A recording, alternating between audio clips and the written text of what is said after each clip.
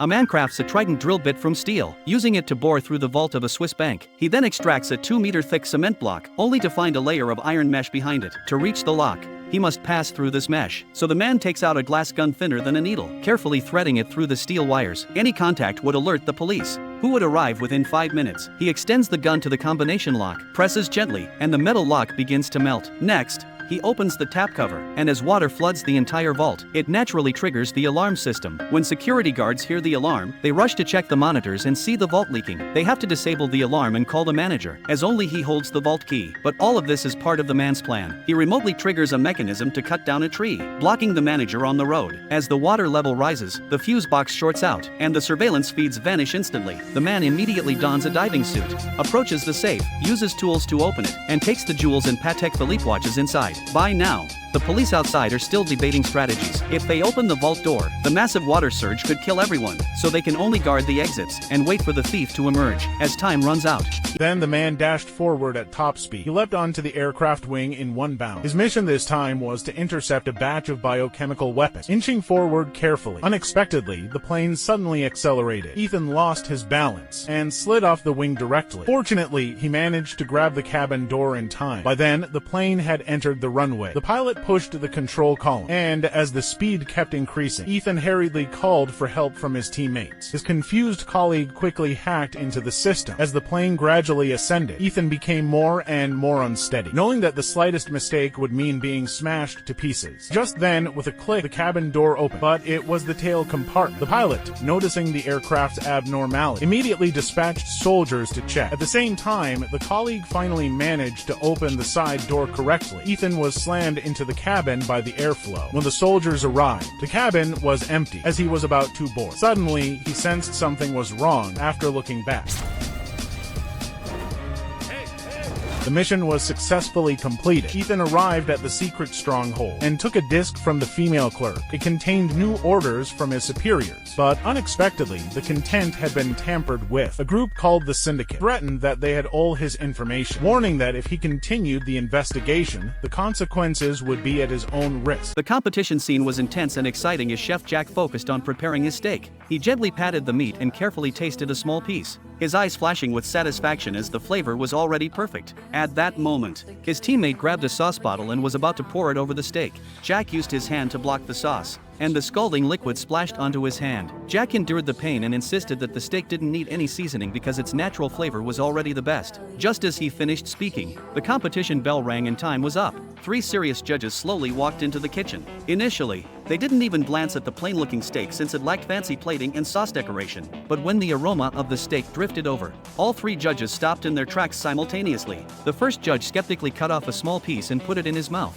immediately widening his eyes in surprise. The other 2 judges quickly tasted it as well, and their expressions changed from doubt to shock, then to admiration. Without hesitation, they held up perfect scorecards, and Jack's team successfully advanced to the next round. Late at night, food critic Annie dragged her exhausted body toward the exit, preparing to go home. When she passed by the kitchen, she noticed the lights were still on and several staff members were gathered around the stove chatting. Getting closer, she discovered that Jack was using leftover ingredients from the competition to make late-night snacks for everyone. Jack noticed Annie and gently asked if she wanted to try some. Annie initially wanted to decline, but seeing Jack's sincere expression, she nodded. Jack skillfully heated the pan and added oil as pork slices sizzled enticingly in the high heat. Various vegetables danced and tumbled in the wok, and soon a colorful and aromatic home-style stir-fry was ready. Annie took a gentle bite and suddenly froze completely. The simple flavor seemed to have magical powers. Jack carefully put on his special camera glasses and donned a white coat to disguise himself as a doctor, quietly sneaking into the operating room. However, as soon as he activated the camera equipment, a piercing alarm suddenly echoed throughout the entire operating room.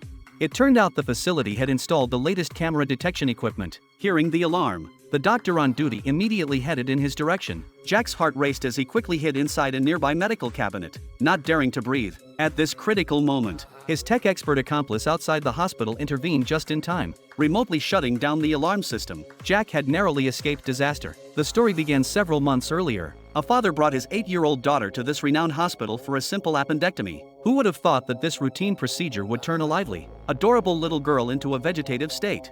What made it even more infuriating was that while the father waited outside the operating room, He clearly smelled strong alcohol on the lead surgeon. The furious father took the hospital to court, demanding to see the surgery footage, but the hospital flatly denied any wrongdoing, insisting the child's coma was an anesthetic accident. They refused to provide the recordings, claiming patient privacy protection. Even worse, the court sided with the hospital and dismissed the father's case. With nowhere else to turn, the desperate father encountered a mysterious team that specialized in seeking justice for victims. These people decided to expose the truth using their own methods. Although their first mission failed, it only strengthened their conviction that this hospital was definitely hiding dark secrets. So the team devised a new plan. This time Jack disguised himself as a patient needing surgery, wearing more concealed camera glasses as he was wheeled into the operating room. A nurse removed Jack's glasses and casually placed them on the instrument tray next to the operating table. The position was perfect for filming the entire surgical procedure. The camera equipment activated again, and the alarm sounded once more. This time the doctor seemed very irritated,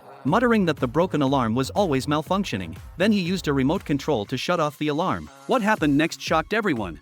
The lead surgeon didn't pick up the scalpel, but instead called over a young man who looked extremely nervous. The camera clearly recorded everything that followed. It turned out this renowned doctor had been an alcoholic for years, and her hands shook so badly she couldn't perform surgery anymore. To prevent the scandal from being exposed, she had been threatening her assistant Mike to operate in her place. But Mike was just an ordinary medical student with no qualifications or experience to perform surgery. When he operated on that little girl, he was so nervous his hands trembled uncontrollably. One cut severed the child's main artery, causing massive bleeding. A perfectly healthy child became a vegetative patient. The girl placed the teacup on the table, but when she tried to pick it up again, she was shocked to see the teacup had turned into a painting. Confused, she reached out to touch it, and her hand also became a painting. That's when Lisa realized she wasn't ordinary. Actually, it was a few days earlier that Lisa had started unconsciously sketching strange symbols. When her mother saw this, she became visibly anxious, as if she was hiding something. But these symbols appeared more and more frequently, and Lisa's curiosity became impossible to suppress. One day while shopping with her friend Jenny,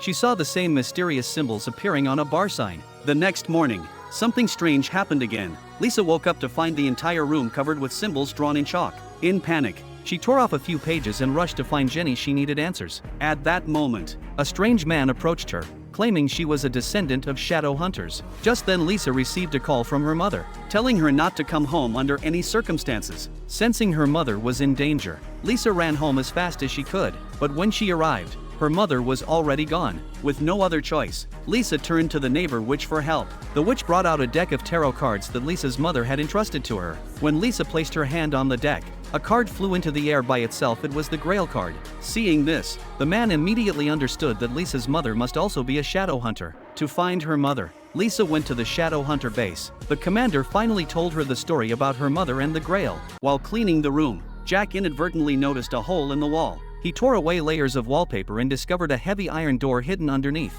Seeing the uniquely shaped keyhole, Jack remembered the two pieces of iron he had previously thrown away. After putting them together, he successfully managed to open the iron door. Behind the door was nothing but an empty room. When his wife Ellie entered the room, the lights suddenly began to flicker. Jack thought it was an electrical problem and called a repairman. When the repairman saw the basement filled with tangled wires and complex setups that looked like precision instruments, he was completely baffled. The repairman left hastily, unable to fix anything. That night, Jack returned alone to the mysterious room, carrying an empty wine bottle. He casually mentioned wanting another bottle of wine, and suddenly the lights went out. In the blink of an eye, an unopened bottle of wine appeared before him. The next morning, Ellie came to the room and found it already filled with various items. Jack excitedly showed her some world-famous paintings. Initially, Ellie thought her husband had lost his mind, but after Jack wished for $1 million, the lights went out again, and neatly stacked cash appeared on the floor. Although everything felt surreal, with each flicker of the lights,